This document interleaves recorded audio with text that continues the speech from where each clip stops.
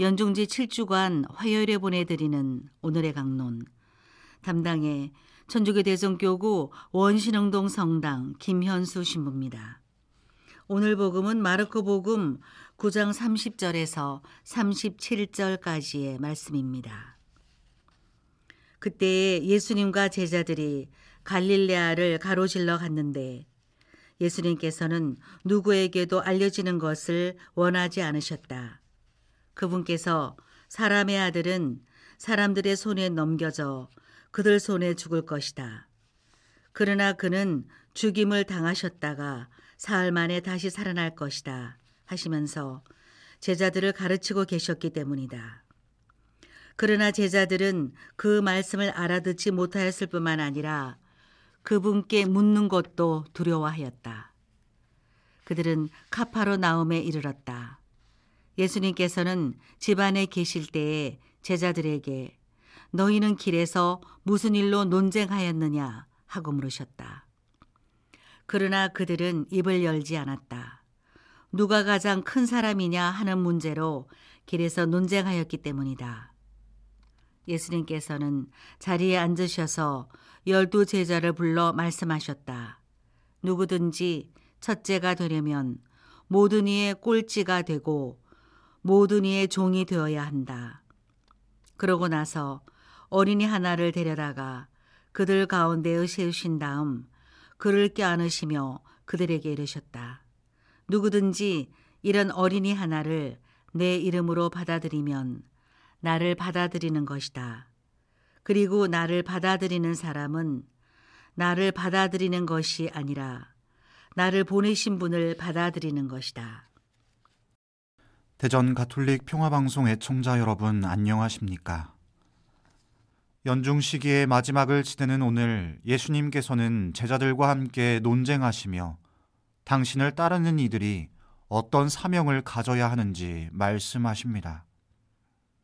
그 사명은 예수님의 십자가 죽음과 장차 일어날 부활의 메시지를 받아들이는 것입니다. 하지만 제자들은 이런 예수님의 뜻을 헤아리지 못합니다. 예수님은 이제 당신께서 가야 할 길을 목전에 둔 채 제자들에게 많은 것을 가르쳐주고 싶었지만 제자들에게 중요했던 것은 예수님의 뜻이 아니라 서로의 서열이었습니다. 누가 더 높고 누가 더 예수님의 곁에 있어야 하는지 그것이 더 중요했던 것입니다. 이런 제자들의 모습을 보시고 예수님께서는 어린이를 곁에 세우시어 말씀하십니다. 누구든지 어린이를 내 이름으로 받아들이면 나를 받아들이는 것이다. 예수님께서는 어린이의 순수함과 겸손함을 본보기로 삼고자 나아가 그 모습을 닮아가도록 제자들을 이끄시고 싶으셨을 것입니다. 사실 어린이는 속이려는 마음이 없고 순수합니다. 높은 지위를 탐하지도 않고 남보다 높아지는 것이 무엇인지도 알지 못합니다.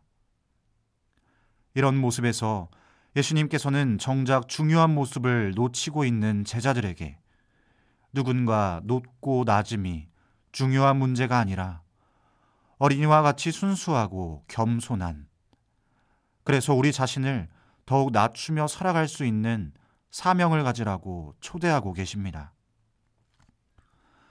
오늘 독서의 집회서의 말씀은 겸손의 자세로 무엇을 따라 살아가야 하는지 우리를 안내하고 있습니다. 특별히 하느님을 향한 인간의 갈망, 어려운 가운데서도 우리가 누구를 바라보며 또 어떤 희망을 품고 살아가야 할지 그 모습을 이야기하고 있습니다. 그 희망은 바로 주님을 믿는 이들에게는 또 주님을 따르는 이들에게는 언제나 좋은 것들과 영원한 즐거움, 자비를 그리고 기쁨을 곁들인 영원한 선물, 곧 구원이 도래할 것이라는 사실입니다.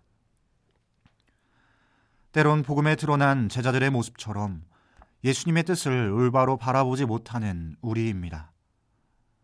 그래서 지금 무엇이 더 중요한지, 어떤 것을 추구해야 하는지도 올바로 분간하지 못할 때도 있습니다. 하지만 우리가 진정으로 가져야 할 사명은 매우 분명합니다.